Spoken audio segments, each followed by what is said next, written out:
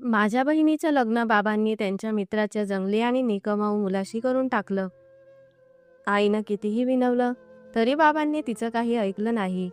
लग्नानंतर तो दररोज माझ्या बहिणीला मारहाण करत असे आणि म्हणत असे, जा माहेरून खर्च घेऊन ये. मग आई मला फोन करायची, मी पैसे पाठवायचो आणि ती बिचारी परत त्याच्याकडे जायची. मी माझ्या लग्नासाठी भारतात आलो तेव्हा माझी बहीण जुने कपडे घालून मुलांसह माझ्यासमोर आली आणि तिला पाहून माझं हृदय अक्षरशः तुटलं. तेव्हा आई म्हणाली, तिला पैसे दे, परत सासरी जाईल. पण बहीण रडत म्हणाली, दादा मला ठार मार पण तिथे परत पाठवू नको. मी तिला लगेच माझ्यासोबत नेलं. रस्त्यातून एक वेडसर कुत्रा पकडला आणि सरळ तिच्या सासरी गेलो. मी त्यांना सरळ सांगितले की आई, तुम्हाला तर माहिती आहे अंकितच्या सवयी कशा आहेत. पप्पांना फक्त त्यांचा मित्र दिसतो, स्वतःच्या मुलींचं काही भान नाही. मी दुबईत काम करत होतो, गेल्या 1 वर्षापासून तिथे होतो आणि पुढची 5 वर्ष भारतात येणं शक्यच नव्हतं. आणि मला याचं फार दुःख होतं की माझे पप्पा माझ्या बहिणीचं लग्न त्यांच्या मित्राच्या टपोरी काहीच न करणाऱ्या मुलाशी ठरवत होते. माझी बहीण ग्रॅज्युएट होती, खूप संस्कारी, सुसंस्कृत आणि समजूतदार. मला कळत नव्हतं बाबांना अचानक काय सुचलं होतं. माझी आई रडत होती, म्हणत होती तुझे बाबा माझं ऐकतच नाहीत. म्हणतात विनीताचं लग्न अंकित सोबत करणार कारण तो त्यांच्या मित्राचा मुलगा आहे. मी बाबांशी खूप बोललो, त्यांना समजवण्याचा प्रयत्न केला, पण ते त्यांच्या हट्टावर अडून बसले होते. जर मी भारतात परत येऊ शकलो असतो तर कदाचित हे लग्न मी थांबवू शकलो असतो. पण नोकरीची अडचण होती. शिवाय आईचे दागिने विकून मी दुबईला आलो होतो. परत गेलो असतो तर आईच्या दागिन्यांचे सगळे पैसे वाया गेले असते. मी खूप विवंचनेत होतो कारण पप्पा माझं ऐकायला तयार नव्हते. मी त्यांना विनवलं की विनीताचं लग्न दुसरीकडे लावा, पण ते म्हणाले मला हुंडा नकोय, तुझी नवीन नोकरी आहे, मी आत्ताच हुंडा देऊ शकत नाही. मी त्यांना हेही सांगितले की 1 वर्ष थांबा, मी हुंड्याचे पैसे जमवतो. पण त्यांनी एक शब्दही ऐकला नाही. त्यांनी बहिणीचं लग्न लावलं, तिला विदाई करूनही दिलं. त्या दिवशी मी खूप रडलो. मला माझ्या बहिणीवर खूप प्रेम होतं आणि तिचं लग्न एका चांगल्या माणसाशी व्हावं अशी माझी मनापासून इच्छा होती. पण जो अगोदरपासूनच बिघडलेला असतो तो कधी सुधारत नाही. तो सिगारेट पित असे, रस्त्यावर उभा राहून मुलींशी छेडछाड करत असे, कमेंट पास करत असे. ना तो काम करायचा ना शिकायचा. 5वीतूनच त्याने शाळा सोडली होती. आम्हा दोघा भावंडांनी मात्र चांगलं शिक्षण घेतलं होतं, म्हणूनच मला दुबईत नोकरी मिळाली. पण व्हिसा आणि तिकीट याची सगळी व्यवस्था मला स्वतःलाच करावी लागली. मला विनीतेसाठी खूप वाईट वाटत होतं. तसेच 3-4 महिन्यांनी आईचा रडत रडत फोन आला की अंकितने विनीतावर हात उचलला आहे. तो म्हणतोय, जा आपल्या भावाला सांग की तुला हुंड्याचा सामान हवा आहे. तो दुबईत बसून पैसे कमावतोय आणि बहिणीचं लग्न अनाथ मुलीसारखं केलं आहे. त्याचे मित्र त्याला बोलत होते की तुझी बायको काहीच घेऊन आली नाही. मी विचारलं बाबा काय म्हणतायत. ते तर म्हणत होते की आपला मित्र हुंडा घेणार नाही. आई रडत म्हणाली, ते सगळं सुरुवातीलाच होतं. आता तर लग्नाला 2 महिनेही झाले नाही आणि अंकितचा हातही फिरायला लागला आहे. जर हुंडा नाही दिला तर त्याचा हात असाच चालत राहील. मी म्हणालो ठीक आहे, मी काहीतरी करतो.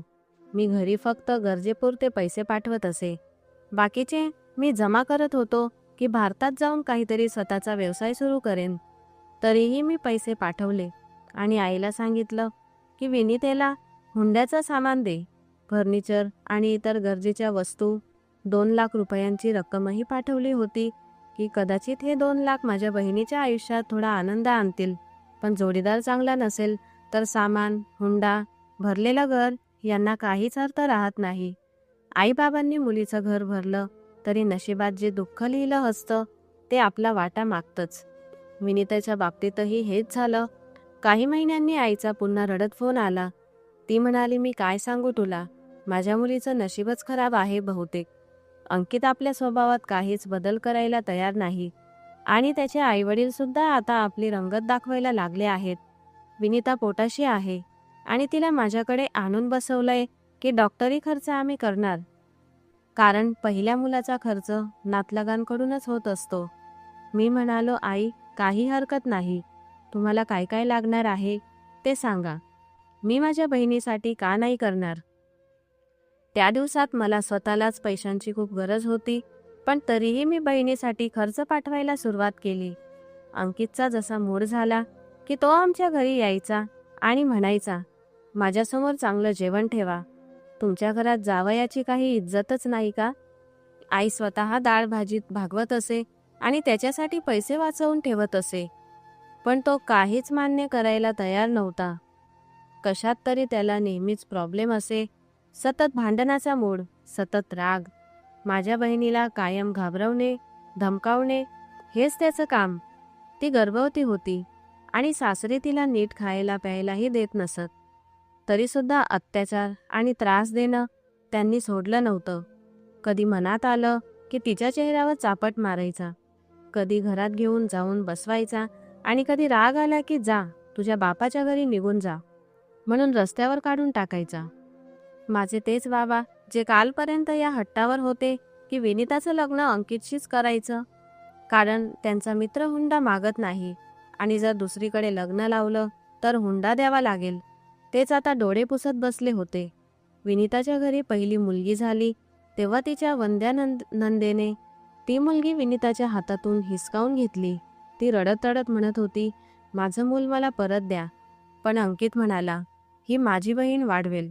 हॉस्पिटलचा पूर्ण खर्च आम्ही केला होता, तरीसुद्धा त्यानं निर्दयीपणे माझ्या बहिणीची खुशी रिकामी करून टाकली आणि आपल्या बहिणीच्या हातात तिची मुलगी दिली. तो म्हणाला, मला मुलगा हवा आहे, तू मुली जन्माला घालशील तर मी त्यांना वाढवणार नाही. हे ऐकून विनिता रडू लागली, तडफडू लागली. अंकित जसा दगडासारखा हृदयहीन होता, तशीच त्याची बहीणही निर्दयीच निघाली. त्या नाजूक बाळाला आईपासून दूर करून ती घेऊन गेली आणि विनिता रडत बिडखत बसून राहिली. तिच्या दुःखाची, तिच्या जखमेची कुणालाच किंमत नव्हती. आई मला रडत रडत हे सगळं सांगत होती आणि माझ्या डोळ्यातूनही पाणी येत होतं. बहिणीचे दुःख किती वेगळे, किती खोल असतात. जी बहीण कालपर्यंत माझे लाड करत होती, माझे नखरे उचलत होती आणि मी तिचे लाड करत होतो, आज ती इथे एकटी रडत होती, तडफडत होती आणि मी तिला मिठी मारून सांत्वनही देऊ शकत नव्हतो. परदेशातील आयुष्य माणसाला किती असहाय्य बनवतं, किती दूर नेतं आपल्या माणसांच्या आनंद दुःखापासून, हे फक्त परदेशात राहणारेच लोक समजू शकतात.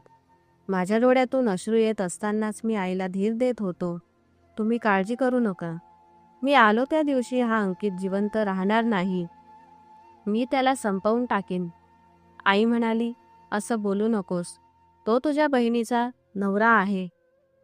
मी रागाने म्हणालो, मला नको असा संसार ज्याच्यामुळे माझ्या बहिणीला फक्त यातना मिळत आहेत.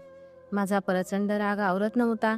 माझं मन होतं की त्या अंकितचा गळा दाबून त्याला संपवून टाकावं, ज्यानं एका नवजात बाळाला तिच्या आईपासून वेगळं केलं. मला माहीत होतं की अंकितची बहीण कधीच माझ्या बहिणीच्या मुलीला आईसारखी माया देणार नाही, आईसारखी तगमग तिच्या हृदयात कधीच निर्माण होणार नाही. माझ्या नोकरीची अडचण होती, नाहीतर कदाचित मी लगेच भारतात आलोही असतो. काळ असाच पुढे सरकत गेला. विनिताकडून कधीही आनंदाची बातमी आली नाही. आईचा फोन आला की ती रडू लागायची. म्हणे, विनितेला पाहिलंस तर तू ओळखणारही नाही. डोळ्याखाली काळी वर्तुळे पडली आहेत, शरीराची रंगत पिवळी झाली आहे. देवाने तिला 2 मुलगे दिले. मुलगी झाली असती तर बहुतेक अंकितने तिलाही कोणाला दिलं असतं किंवा खरंच कुठेतरी टाकून दिलं असतं. एवढा क्रूर माणूस होता तो. 5 वर्ष पूर्ण होत आली होती. मी पुरेसे पैसे जमवले होते की भारतात जाऊन स्वतःचा व्यवसाय सुरू करावा. आई माझ्या येण्याची आतुरतेने वाट पाहत होती.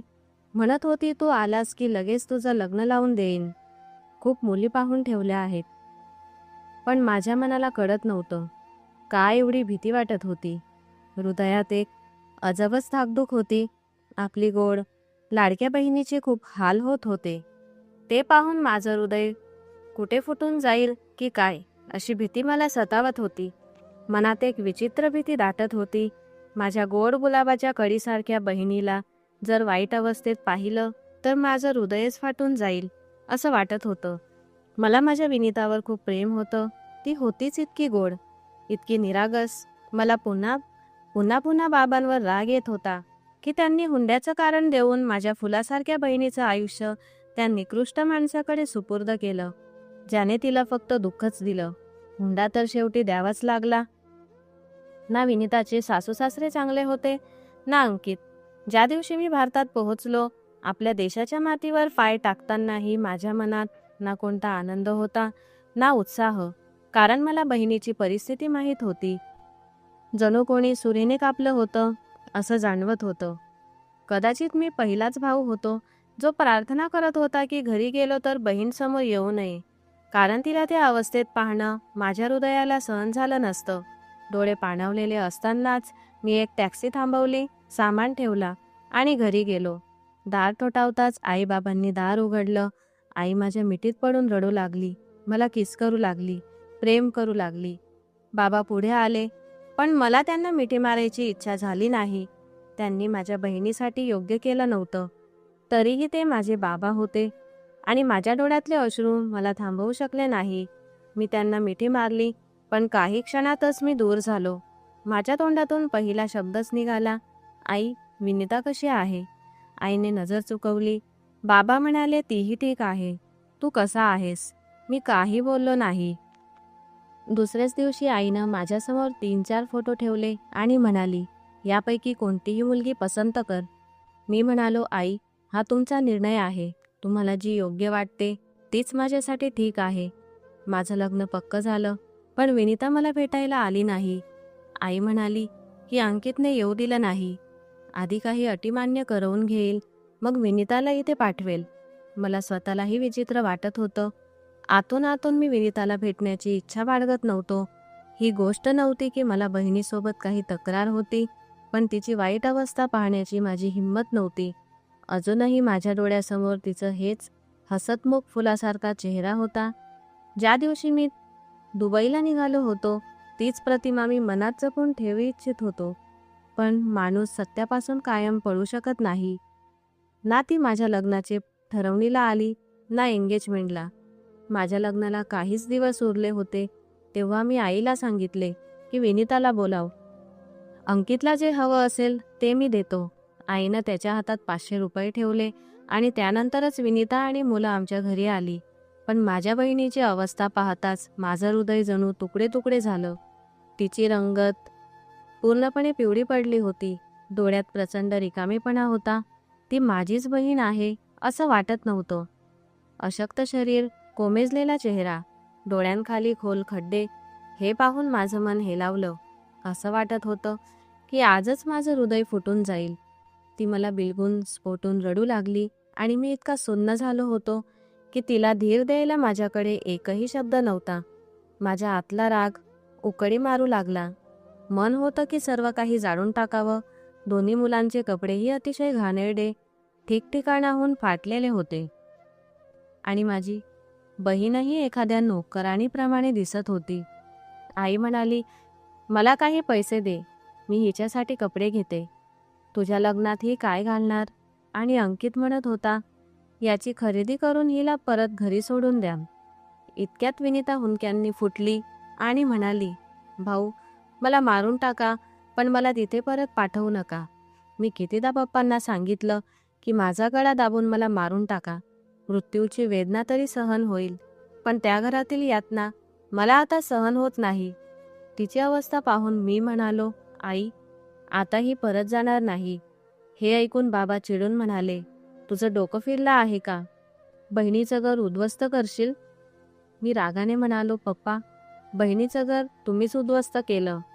ज्या माणसाशी लग्न लावलं तो कधीच घर बसवणारा नव्हता. माझं का ऐकलं नाहीत तुम्ही? माझी ही बहीण त्या घरात जिवंत मृतदेहासारखी जगते. तुम्हाला दिसत नाही का? कुणाला जाणवत नाही का? मी रडत होतो, कारण येथे नसल्यामुळे मी काही करू शकत नव्हतो. इथे असतो तर विनीताचं लग्न त्या हरामखोराशी कधीच होऊ दिलं नसतं. माझे बाबा म्हणाले, तू वेडा झाला आहेस. 2 मुलं आहेत तिची, त्यांना तू पाळणार? तू त्यांना पाळलंस तर तुझी बायको कशी सहन करेल? ती ह्या तिघांना मान्य करणार नाही. मी म्हणालो, मी तिला समजावून सांगेन की माझी बहीण माझ्यासोबतच राहील आणि पाळणारा तर देव आहे. आपली काय अवकात, आपणही त्याच्याच भरवशावर जगतो. देवाने यांना जे अन्नपाणी लिहिलं आहे ते मिळेलच आणि मला तर या मुलांमुळे काहीच त्रास नाही. दोन्ही मुलांना मी मिठीत घेतलं आणि प्रेमाने कुरवाळलं. विनितेला मी सांगितलं, तू कुठेही जाणार नाहीस. याच दरम्यान मी एका फॅक्टरीची जागाही विकत घेतली होती आणि मशीनही बसवून झाल्या होत्या. दुसऱ्या दिवशी मी कामानिमित्त दिवसा फॅक्टरीत गेलो, पण जेव्हा मी परत घरी आलो तेव्हा थक्क झालो, कारण माझ्या मागेच अंकित आला होता आणि विनिता आणि मुलांना मारधाड करून गेला होता. घटस्फोटाची धमकी देऊन गेला होता. मला इतका प्रचंड राग आला की सहनशक्तीच्याही पलीकडे गेला. मनात ठरवलं होतं की आता त्याला सोडणार नाही, त्याचाच जीव घेईन. माझी बहीण हुंदके देत रडत होती. तिच्या शरीरावर मारहाणीच्या खुणा दिसत होत्या. मुलंही रडत होती. माझे बाबा डोकं धरून बसले होते. घरात येऊनही त्याने मारामारीच सुरू केली होती. त्याला वाटत होतं की कुणीच त्याचं काहीही बिघडवू शकत नाही. यावेळी बाबांनी त्याला थांबवायचा प्रयत्न केला तर त्याला बाबांनाही ढकलून दिलं. अशा जनावरासारख्या माणसाकडे मी माझी बहीण परत कशी पाठवू, ज्याच्या कणभरही माणुसकी नाही. रागात मी घराबाहेर पळालो. बाहेर एक भटक्या कुत्र्याने गल्लीतल्या मुलांच्या मागे धाव घेतली होती आणि मुले पळून घरी जात होती.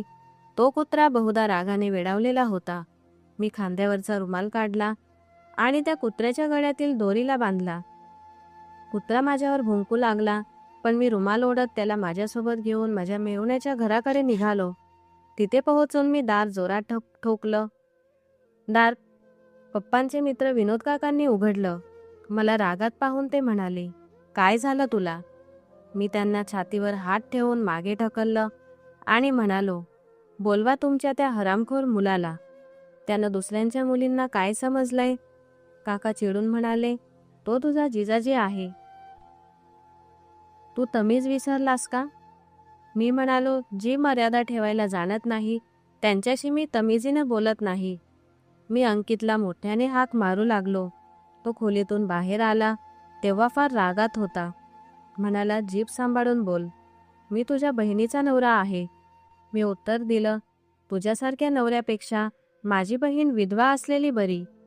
हे ऐकून त्यांची आई माझ्यावर ओरडू लागली, तुझ्या जिभेला किडे पडोत, तू कोण माझ्या मुलाला अशा शिव्या द्यायला? मी म्हणालो, तुमचा मुलगा कोण असतो माझ्या बहिणीवर हात उचलणारा? तेव्हा तुम्हाला त्रास होत नाही, पण तुमच्या मुलावर बोललो तर तुम्हाला आग लागते. एवढ्यात अंकितनं माझा कॉलर पकडला आणि मला मारू लागला. तेव्हाच मी रुमाल जोरात ओढला आणि कुत्रा घरात घुसला. आत येताच त्या कुत्र्याने अंकितच्या पायाला धरलं. अंकित किंचाळायला लागला. कुत्रा त्याची सगळी मांसाची बोटं चावत होता. काकू काका परत चित्कारू लागले आणि मी त्या कुत्र्याला तिथेच सोडून दार बाहेरून बंद केलं आणि थेट घरी परत आलो. मला माहीत होतं की यातून काय परिणाम होतील, पण मला त्याची किंचितही फिकीर नव्हती. काकानं खूप गोंधळ घातला होता. अंकितला इंजेक्शन द्यावं लागलं आणि त्याचा पाय इतका जखमी झाला होता की कुत्र्यानं त्याची मांसाची वाट लावली होती. खूप रक्त वाहिलं होतं. तो तडफडत होता, हाय हाय करत होता आणि संपूर्ण गल्ली त्याच्या किंकाळ्या ऐकत होतं. लोक माझ्या धाडसाने थक्क झाले होते, कारण स्त्रियांच्या यातना, त्यांचे आर्तनाद लोक ऐकतात पण दुर्लक्ष करतात. तेच म्हणतात की तिच्या नशिबात असंच लिहिलंय आणि भाऊही बहिणीला तिच्या परिस्थितीत सोडून देतात. पण मी मात्र जणू परिस्थितीची दिशा उलटी करून टाकली होती. अंकितनं माझ्या बहिणीला घटस्फोटाची धमकी दिली तर मीच ठामपणे तिचा घटस्फोट करून दिला. अंकितची जखम बरी न होता उलट वाढत गेली आणि अखेर त्याचा पाय कापावा लागला. माझं लग्न होऊन गेलं होतं. जिच्याशी माझं लग्न झालं तिच्या चुलत भावाच्या पत्नीचं काही महिन्यांपूर्वी निधन झालं होतं आणि तो दुसऱ्या लग्नाच्या शोधात होता. त्याने विनितेला पाहिलं आणि तिच्यासाठी रिश्ता मागितला. तो चांगला माणूस होता.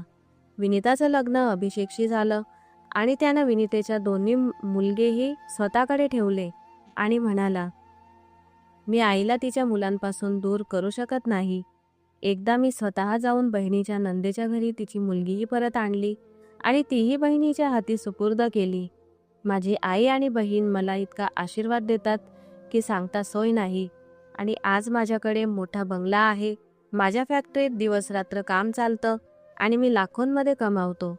हे सगळं माझ्या बहिणीच्या आशीर्वादाचं फलित आहे. कारण मी तिचे अश्रू पुसले, तिच्या आयुष्यातील दुःख हटवून तिच्या हातात पुन्हा आनंद ठेवले. जेवढं माझ्या हातात होतं तेवढं केलं आणि देवाने त्या बदल्यात मला एवढं काही दिलं की मोजता येणार नाही. मी तुम्हा सर्वांना इतकंच सांगू इच्छिते की आपल्या बहिणींसाठी जसं शक्य आहे तसं करा. कारण भाऊ बहिणींचं नातं अमूल्य असतं, त्याची किंमत जगात कुठेच नाही. बहिणींचा आशीर्वाद घेत राहा. तर मित्रांनो, या कथेबद्दल तुमचं काय मत आहे ते कमेंट बॉक्समध्ये नक्की सांगा. आणि जर आजची कथा आवडली असेल तर कृपया लाईक करा आणि अजून आमच्या चॅनलला सबस्क्राईब केलं नसेल तर जरूर करा. भेटूया अशाच एका प्रेरणादायी कथेसोबत. धन्यवाद.